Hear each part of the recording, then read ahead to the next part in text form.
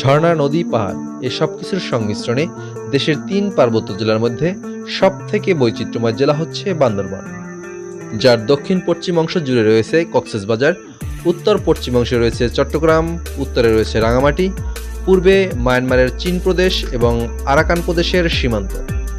তো আমাদের এবারের গন্তব্য হচ্ছে অপরূপ বৈচিত্র্যময় এই বান্দরবান। আর এই ভিডিওতে আপনাদের জন্য তুলে ধরব আমাদের একদিনে বান্দরবান ভ্রমণের সকল তথ্যসহ সারাদিনের ভ্রমণ গল্প, যেখানে থাকছে রাতের গাড়িতে সকালে বান্দরবান গিয়ে Nilgiri, double hand, Titanic view, Chimbuk, Shoiloprapat, Meghla পর্যটন কেন্দ্র ও নীলাচল ভ্রমণের পূর্ণাঙ্গ গাইডলাইন।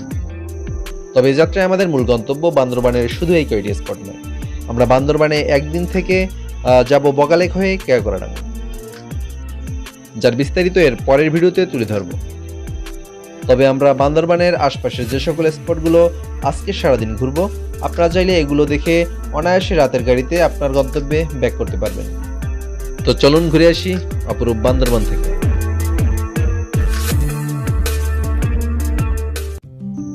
রাত 10টা বাজতে এখনো 10 মিনিট বাকি। গাড়ি ছাড়ার সময় 10টা 30 হলেও আমরা চলে এসেছি সায়দাবাদ শ্যামলী পরিবহনের 11 নম্বর কাউন্টারে। যাচ্ছি শ্যামলী পরিবহনের একটি নন এসি বাসে। তবে নন এসি হলেও তেলের ঊর্ধ্বমূল্যের কারণে ভাড়া গুনতে হচ্ছে জনপ্রতি 900 টাকা করে। আমরা এখন সায়দাবাদ শ্যামলী কাউন্টারে। আমাদের টোটাল ট্যুরমেট হচ্ছে 6 জন। নিয়াজ মাহমুদ, মোহাম্মদ আব্দুস সবুর, সুজশ হালদার, ঝন্টু দাস এবং কঙ্কন। আর যারা আমার ভিডিও নিয়মিত দেখেন তারা অনেকেই হয়তো তাদেরকে চেনেন, কারণ তারা সকলেই আমার সহকর্মী বন্ধু।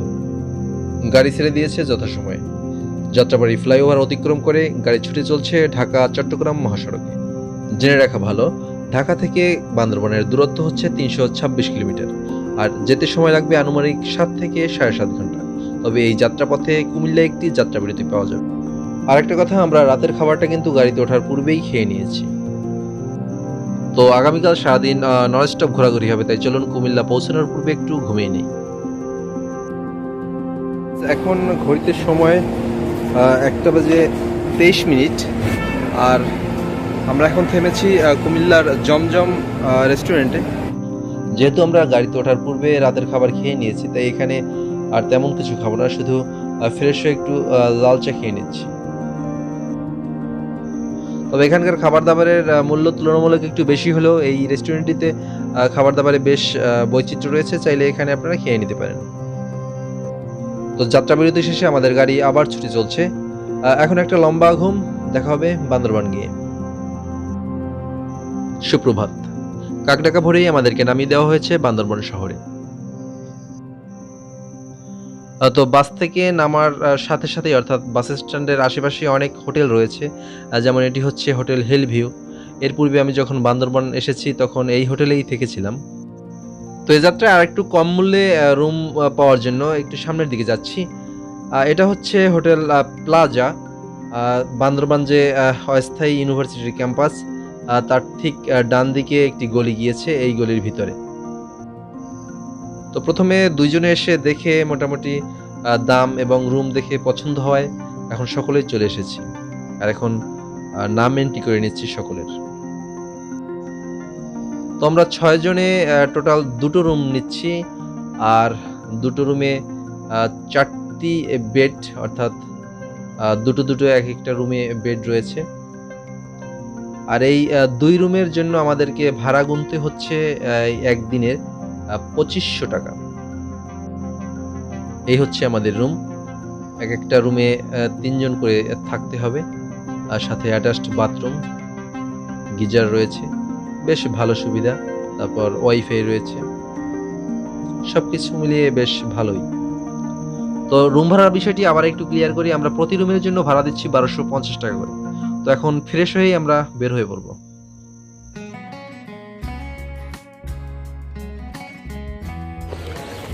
শুভ সকাল বান্দরবান। আমরা হোটেল থেকে বের হয়ে পড়েছি, আর এখন সকালের নাস্তাটা করে নেব, আর খাবার খেতে খেতে চলুন সেরে ফেলি আজকের সারাদিনের ট্যুর প্ল্যান।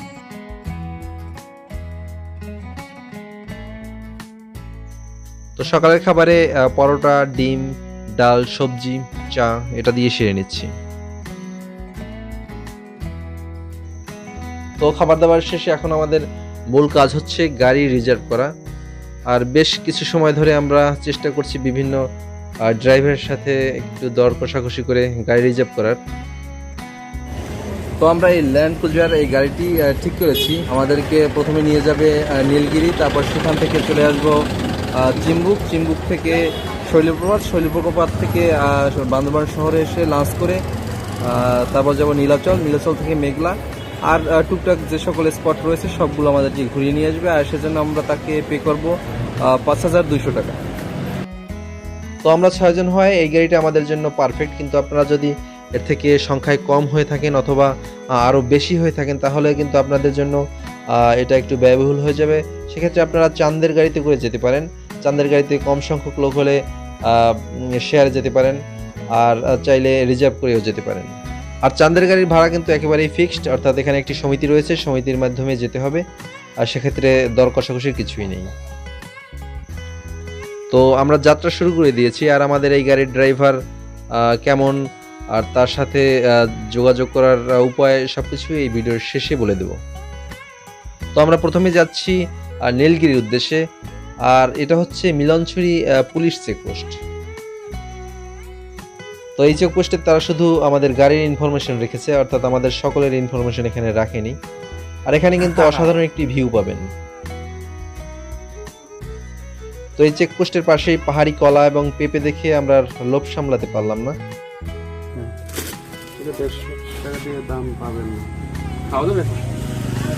কত রাখবেন একবার বলেন? দুটো দেবো কত? 100 টাকা দেবো। 100 টাকা হলে দেন। আমরা না, এটা তো ছোট, অনেক বড়।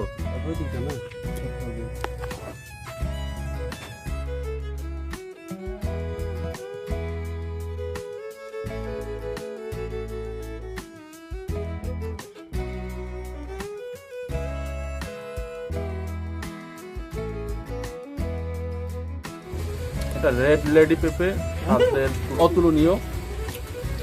আর বিস্তারিত যদি জানতে হয় মোহাম্মদ আব্দুল সবুরের কাছে। কারণ হচ্ছে কি, সে হচ্ছে আমাদের কৃষক। বলেন। যেটা পেঁপেটা খাচ্ছি খুবই অসাধারণ। আমার বাগানেও এই পেঁপে আছে, যাতে হচ্ছে রেড লেডি। খুবই অসাধারণ একটা পেঁপে। উপর থেকে দেখলে মনে হবে না যেন ভিতরে এত লাল। দেখতেই পাচ্ছেন, খুবই সুস্বাদু।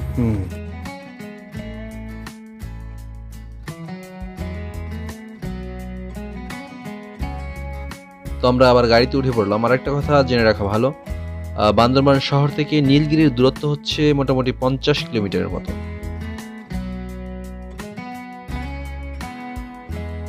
কিছু সময় পর পর এভাবে পাহাড়িদের ছোট ছোট গ্রাম।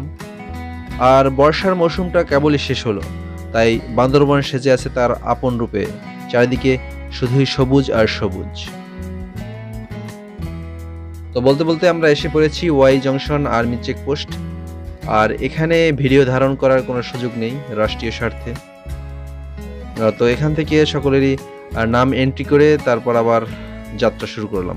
এখন এখানে আমাদের একটি ভিউ পয়েন্টে নামিয়ে দেওয়া হচ্ছে, আর এটার নাম হচ্ছে টাইটানিক ভিউ পয়েন্ট।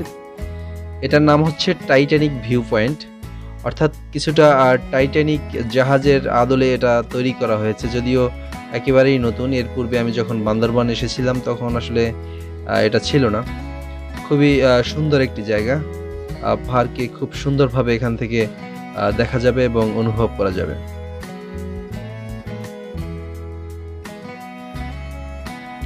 তো যেখানে যাবেন সব জায়গায় এই মৌসুমের যে ফলগুলো রয়েছে, যেমন পেয়ারা, জাম্বুরা, পেঁপে, এগুলো কিন্তু অ্যাভেলেবেল পেয়ে যাবেন। আর এগুলো খেতে একেবারেই ভুলবেন না, কারণ আমাদের সমতলে থেকে এই জায়গার এই ফলগুলো কিন্তু বেশি সুস্বাদু এবং খুব মিষ্টি। তো মোটামুটি 30 মিনিটের মতো সময় আমরা এখানে কাটিয়েছি। আর এখন আবার চলে যাচ্ছি, আর এখন সরাসরি চলে যাব নীলগিরি। আর বাদবাকি যে স্পটগুলো, অর্থাৎ এই রুটের যে বাদবাকি স্পটগুলো, সেগুলো আমরা নীলগিরি থেকে ফেরার পথেই দেখব। তো অবশেষে আমরা এসে পড়েছি এই রুটের আমাদের সর্বশেষ গন্তব্য নীলগিরি। আর এখানে প্রবেশ করার জন্য প্রবেশ ফি হচ্ছে 100 টাকা জনপ্রতি।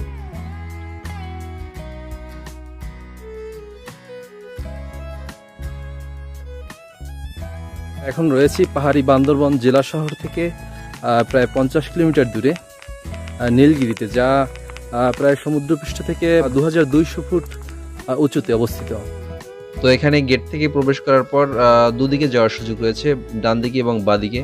তো আমরা প্রথমে বাঁ দিকের অংশটা দেখে তারপর ডান দিকে যাব। তো আমাদের এখানে আসতে আসতে বেশ দেরি হয়ে গিয়েছে। আকাশে তপ্ত রোদ, তাই ওভাবে মেঘের আনাগোনা নেই। তো এখানে আপনারা যদি মেঘের ছোঁয়া পেতে চান তাহলে চেষ্টা করবেন যতটা সকালে আসা যায়। তবে এখানকার আবহাওয়া ক্ষণে ক্ষণে পরিবর্তন হয়, তাই ভাগ্য ভালো হলে যে কোনো সময়ই মেঘের ছোঁয়া পেয়ে যেতে পারেন। নীলগিরিকে বলা হয় বাংলার দার্জিলিং। দিগন্ত জুড়ে সবুজ পাহাড় আর মেঘের লুকোচুরি যে কাউকে এর রূপ দিয়ে বিমোহিত করে রাখবে।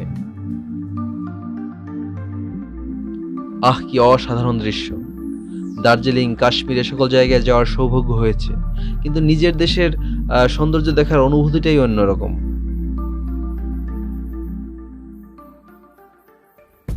তো কেউ যদি চান এখানে থেকে মেঘের লুকোচুরি দেখবেন, সে ব্যবস্থা রয়েছে। অর্থাৎ এখানে রাত্রি যাপন যদি কেউ করতে চান, এখানে সেনাবাহিনীর পক্ষ থেকে সেই ব্যবস্থা করা হয়েছে।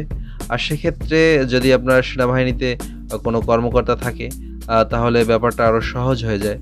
তবে এর বাইরেও যদি কেউ থাকতে চান তাহলে এই নাম্বারে যোগাযোগ করতে পারেন, তারা বিস্তারিত আপনাকে তথ্য দেবে। আর এখানে হালকা নাস্তা বা লাঞ্চ করার জন্য কিন্তু সুব্যবস্থা রয়েছে।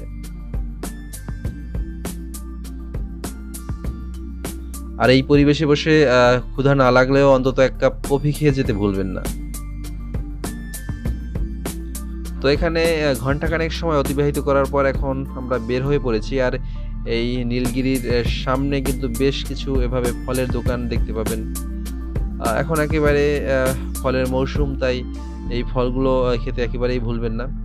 যাই হোক, এখন আমরা প্রথমে যাব এই পথে ডাবল হ্যান্ড নামে একটি জায়গা রয়েছে, অর্থাৎ আর একটা ভিউ পয়েন্ট, সেখানে।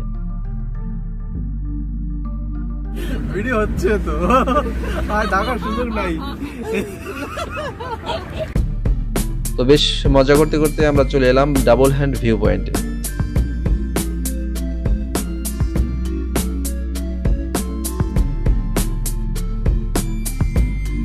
চমৎকার একটি জায়গা, চোখ জুড়িয়ে যাওয়ার মতো একটি জায়গা।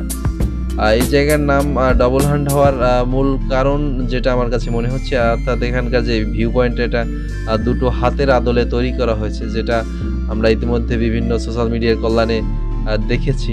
এই জায়গাটার দৃশ্য সত্যিই অসাধারণ।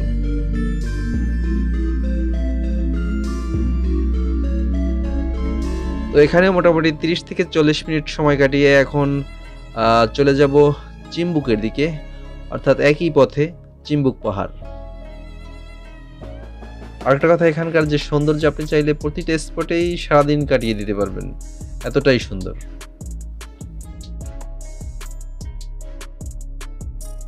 এখন আমরা চলে এসেছি চিম্বুকে, আর এখানে প্রবেশ ফি আছে 20 টাকা। তো চলুন যাওয়া যাক।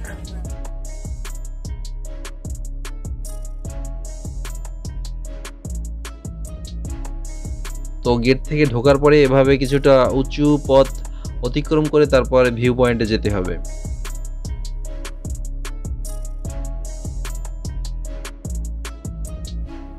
এটাই হচ্ছে চিম্বুক পর্যটন কেন্দ্র।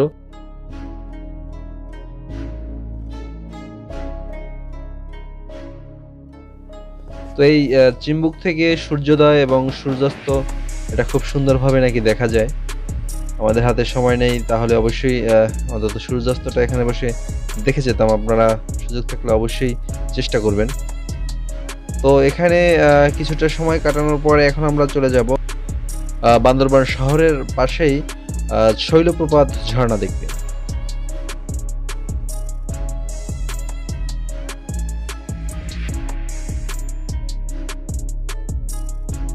এটা হচ্ছে শৈলপ্রপাত ঝর্ণা, আর এটা বান্দরবান শহর থেকে একেবারে নিকটেই অবস্থিত। তো এখানে বর্ষার সিজনে না আসলে সেভাবে পানির প্রবাহ পাবেন না। তো তো যতটুকু দেখেছি তাতেই আমরা তৃপ্ত, কারণ আমাদের জন্য অনেক বড় ঝর্ণা অপেক্ষা করছে আগামীকাল বা আগামী পরশু। অর্থাৎ আমরা যে কেওক্রাডাং যাব, সেখানে যাওয়ার পথে চিংড়ি ঝর্ণা রয়েছে, হয়তো অনেকেই নাম শুনেছেন। তো বরাবরের মতো এখানেও কিন্তু পর্যাপ্ত পরিমাণে যে পাহাড়ি ফল এগুলো রয়েছে। আমরা ক্ষুধা লাগলে কিন্তু এগুলোই খেয়েছি, পাহাড়ি ফলগুলো। ভালো লেগেছে, আবার অনেকটা সতেজ হয়েছি। তো এখন আমরা বান্দরবান শহরে আবার চলে এসেছি, আর দুপুরের খাবারটা এখন খেয়ে নেব এখানকার জলপাই রেস্টুরেন্টে। তো আমরা এখন একটু হোটেলে চলে যাব দুপুরে স্নানটা করার জন্য। তো হাঁটতে কিছুটা সময় থাকার কারণে আমরা লাঞ্চ করে একটু হোটেলে চলে এসেছিলাম, আর এখন আমরা একটু ফ্রেশ হয়ে বের হয়ে পড়েছি আমাদের যে বাদবাকি দুটো স্পট, নীলাচল এবং মেঘলা পর্যটন কেন্দ্র, এই দুটো যাওয়ার জন্য। আরেকটা কথা, এখানে আরেকটি স্পট যেটা সকলেই মোটামুটি জানা, স্বর্ণ মন্দির। ওখানে এখন আর ওভাবে প্রবেশ করতে দেওয়া হয় না পর্যটকদের, তাই ওখানে আমরা আর যাচ্ছি না। তো সাথে থাকুন, আমরা প্রথমে যাব মেঘলা পর্যটন কেন্দ্রে। শহর থেকে মাত্র 4 কিলোমিটার দূরে অনেক সৌন্দর্যে সমৃদ্ধ একটি নাম হচ্ছে মেঘলা পর্যটন কেন্দ্র। আর এখানে প্রবেশের জন্য জনপ্রতি প্রবেশ ফি হচ্ছে 50 টাকা।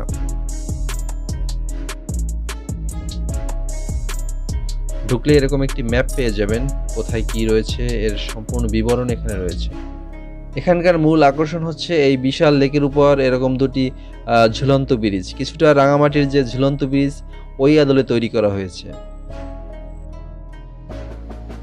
আপনি চাইলে এখানে কায়াকিং বা বোটিং করতে পারবেন, সে সুযোগ রয়েছে।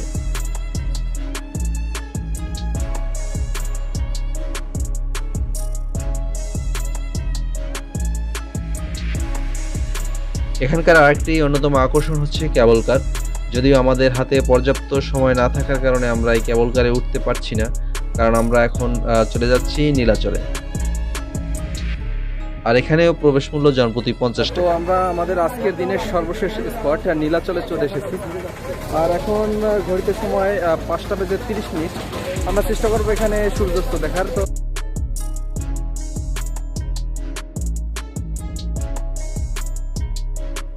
তো এই ক্ষেত্রে ভাগ্যটা আমাদের খুবই খারাপ, কারণ অল্প কিছু সময়ের জন্য আমরা সূর্যাস্ত দেখতে পেলাম না। 5 মিনিট পূর্বে আসতে পারলেই সূর্যাস্ত খুব সুন্দরভাবে দেখতে পারতাম। তবে এই গধূলি বেলার নীলাচলের সৌন্দর্য, সেটা কিন্তু ভাষায় ব্যক্ত করার মতো নয়। তো সন্ধ্যা হওয়ার সাথে সাথে এখানকার একটি পরিচিত মুখ অন্নদাসের কণ্ঠে গান শুনতে শুনতে যেন আমরা সকলেই হারিয়ে গিয়েছি সবুজ পাহাড়, মেঘ আর শীতল বাতাসের সাথে।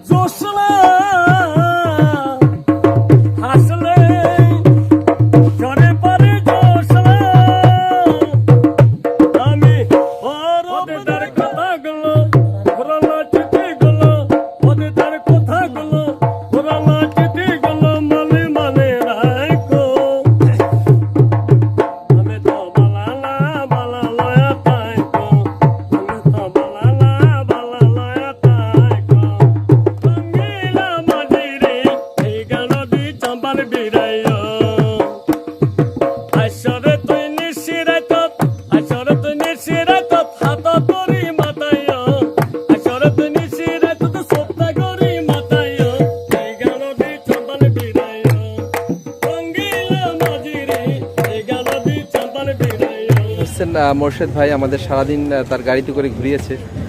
অত্যন্ত ভালো মানুষ, খুব ভালো ড্রাইভ করে। তার কন্ট্যাক্ট নাম্বার আমাদের ভিডিও ডেসক্রিপশনে অবশ্যই দেওয়া থাকবে, আপনারা চাইলে বান্দরবান আসলে তার সাথে যোগাযোগ করতে পারেন। এই ছিল আমাদের আজকের সারাদিনের বান্দরবান ভ্রমণের বিস্তারিত। আপনারা চাইলে এখান থেকে এখন রাতে অর্থাৎ 9টায় অথবা 10:30 এরকম বেশ কয়েকটি গাড়ি রয়েছে, সেই গাড়িতে করে আপনার গন্তব্য অথবা ঢাকায় চলে যেতে পারেন। তবে আমরা যাচ্ছি কেওক্রাডাং। আগামীকাল সকালবেলা আমরা বগালেকের উদ্দেশ্যে রওনা হব এবং একদিন বগালেকে থাকবো, তারপর বগালেক থেকে আবার কেওক্রাডাং যাব, কেওক্রাডাঙে একদিন অবস্থান করব। তো আমাদের সাথেই থাকুন, দেখতে থাকুন। আর ভিডিওটি ভালো লাগলে অবশ্যই আমাদের চ্যানেলটি সাবস্ক্রাইব করে সাথে থাকবেন। সকলে ভালো থাকুন, সুস্থ থাকুন। টাটা।